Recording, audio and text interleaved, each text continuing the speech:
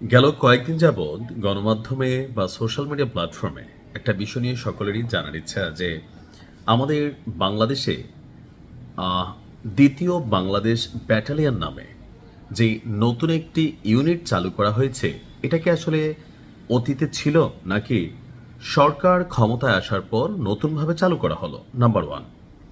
এমনকি এই ব্যাটালিয়নের যে চারটা ইউনিট বা কোম্পানি যে ইসলামের মহান চার খলিফার নামে রাখা হয়েছে, এটাও কি আসলে সত্য? বা যদি রাখা হয়ে থাকে তাহলে কেন রাখা হলো? এ নিয়েও কিছু জনমনে প্রশ্ন আছে। আরেকটা প্রশ্ন আছে যে আমাদের সেনাপ্রধান জেনারেল ওয়াকারুজ্জামান, তিনি কি আসলে দাঁড়িয়ে রেখেছেন? যে ছবিগুলো ইদানিং সময় দেখা যাচ্ছে, এগুলো কি সুপার এডিটেড কোনো ছবি নাকি আসলে বাস্তব ভিত্তিক? চলুন দেখি আজকে বিষয়টি নিয়ে আলোচনা। তো প্রথমে আমাদের সেনাপ্রধানের দাড়ির বিষয়টি বলি। হ্যাঁ, তিনি দাড়ি রেখেছেন। একজন মুসলিম হিসাবে দাড়ি রাখাটা সবারই দায়িত্ব। প্রথমে আমাদের মতন অনেকে ছোট ছোট রাখা অভ্যস্ত হয়, পরবর্তী সময় বয়সের সাথে সাথে সেটা হয়তো বড় করে। আর সেনাবাহিনীতে দাড়ি রাখার বিষয়টা নতুন না, অনেকেই দাড়ি রাখেন, তবে সেনাপ্রধানরা খুব সহজে দাড়ি রাখেন না। বাট আমি এটাকে ইতিবাচক দৃষ্টি হিসাবে দেখছি। এখন প্রশ্ন হচ্ছে, দ্বিতীয় বাংলাদেশ ব্যাটালিয়ন এইটা কবে গঠিত হলো?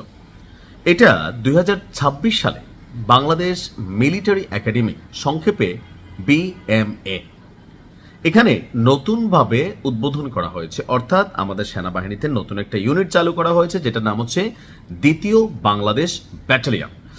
আর এই দ্বিতীয় বাংলাদেশ ব্যাটালিয়নেরই আপনার কোম্পানির যে চারটা নাম আমাদের খলিফার নামে, সেটা হচ্ছে যে আবু বকর ইউনিট, কোম্পানি, ওমর ইবনে আল খত্তাব কোম্পানি, উসমান ইবনে আফফান কোম্পানি এবং আলী ইবনে আবি তালিবের নাম করা হয়েছে।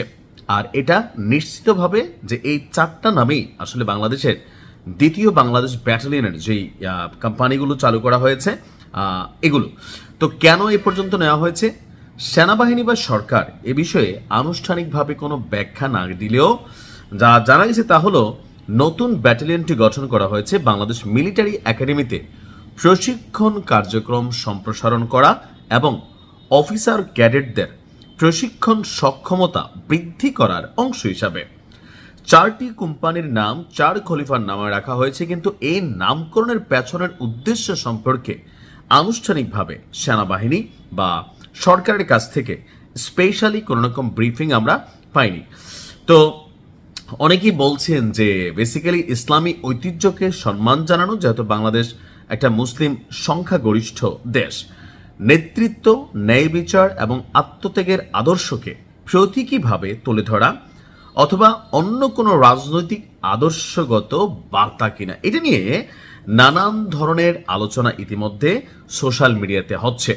কেউ কেউ বলছেন যে এর পেছনে জামাতের একটা শক্ত ভূমিকা আছে, কেউ বলছেন যে সরকার তো বিএনপি, তাহলে জামাত কিভাবে এখানে প্রভাবিত করলো। আবার কেউ বলছেন যে না, এখানে সরকারই চাচ্ছে, সরকার হয়তো চাচ্ছে বাংলাদেশকে পাকিস্তানের মতন একটা ইসলামিক রাষ্ট্র, পাকিস্তান যদিও পুরোটা ইসলামিক রাষ্ট্র না, সামহাও এরকম, কিন্তু যেহেতু সরকারের কাছ থেকে বা ধরেন মিলিটারি বাহিনীর কাছ থেকে কোনো রকম বক্তব্য আসে নাই, সো সেই ক্ষেত্রে আমরা নিশ্চিত করে কোনো কিছুই বলতে পারছি না।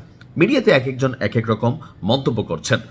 এখন এই নামগুলো বেসিক্যালি ইসলামের মহান চারজন খলিফা, যাদের ইতিহাস, ঐতিহ্য, সাহস, সুদৃঢ় ন্যায়পরায়ণতা, অনেক কিছুই ব্যক্তিগতভাবে তাদের জীবন আদর্শ থেকে শিক্ষা নেওয়ার মতন। আর এই বাংলাদেশ দ্বিতীয় বাংলাদেশ যে আমাদের ব্যাটালিয়ন, এটা সরাসরি সাধারণ সেনাবাহিনীর বা আমাদের রানিং যে সেনাবাহিনী আছেন তাদের মতন মাঠে ঘাটে কোথাও এটা ডিপ্লোমেট হবে না। এইটা বেসিক্যালি ওই যে মিলিটারি একাডেমিতে প্রশিক্ষণ এবং ক্যাডেট অফিসারদের প্রশিক্ষণ সক্ষমতা বৃদ্ধিতেই কাজ করবে। অর্থাৎ এটা অন্যান্য কোম্পানিগুলোর মতন আমাদের যে ধারাবাহিক সেনাবাহিনী আছেন বাংলাদেশের বিভিন্ন জায়গায়, যারা বিভিন্ন সময় রাষ্ট্রীয় প্রয়োজনে দায়িত্ব পালন করেন অথবা শত্রুর বিরুদ্ধে লড়াইয়ের জন্য বিভিন্ন সময় হয়তো আমরা বিভিন্ন জায়গায় দেখি, ওরকম না, তারা হচ্ছে আপনার মিলিটারি একাডেমিতে বেসিক্যালি সেইখানে তারা কাজ করবেন। অর্থাৎ একজন সেনাবাহিনীর অফিসারকে গড়ে তুলতে একজন যখন হাতে খড়ি থাকবে, তখন থেকেই তার মধ্যে মূল্যবোধ, চেতনা, ধর্মীয় আদর্শ, নীতি, অনেক কিছু হয়তো ঢুকানোর চেষ্টা করছে। তো আমার অনেক অমুসলিম ভাইরা বলছেন, আমি দেখলাম কমেন্টে লিখছেন যে আমাদের কোনো ভগবানের নামে অথবা আমাদের ধর্মের কোনো প্রথিতযশা ব্যক্তির নামে একটা ইউনিট কেন চালু করা হলো না? বাংলাদেশ কি মৌলবাদের দিকে ধাবিত হচ্ছে? উত্তরটা হচ্ছে না। এক্ষেত্রে আপনি দেখবেন যে ভারতে শুধুমাত্র কি হিন্দুরা বসবাস করেন? না, সেখানে মুসলিমরা বসবাস করেন। কিন্তু ভারতের যতগুলো বড় বড় কি বলা হয় যে নাম, যেমন ব্রহ্মাস, ভারতের খুবই ম্যাসিভ এবং পাওয়ারফুল একটা উইপন, এটার নাম দেওয়া হয়েছে ব্রহ্মাস। তো এখন মুসলিমরা কি এটা বলবে যে ভাই এটার নাম অন্য কিছু দেওয়া উচিত? আসলে বিষয়টা ওরকম না। এটা হচ্ছে কি, একটা দেশে যখন সংখ্যাগরিষ্ঠতা থাকে, ধর্মের আধিক্য থাকে, সেই ক্ষেত্রে যখন বড় বড় জিনিসগুলো তৈরি করা হয়, তো সেই ক্ষেত্রে অনেক সময় ধর্মীয় ইস্যুটাকে ব্যবহার করা হয়। এটা একটা পারসেপশন হিসাবে, বাট এটার মধ্যে ধর্মগত কোনো কাহিনী বা মৌলবাদ অথবা হিন্দুত্ববাদ আমার কাছে মনে হয় না যে এটা আসলে এখানে ভেরিফাই করে। তো যাই হোক, বেস্ট অফ লাক। আশা করি দেশের জন্য কল্যাণকর হবে। আসসালামু আলাইকুম।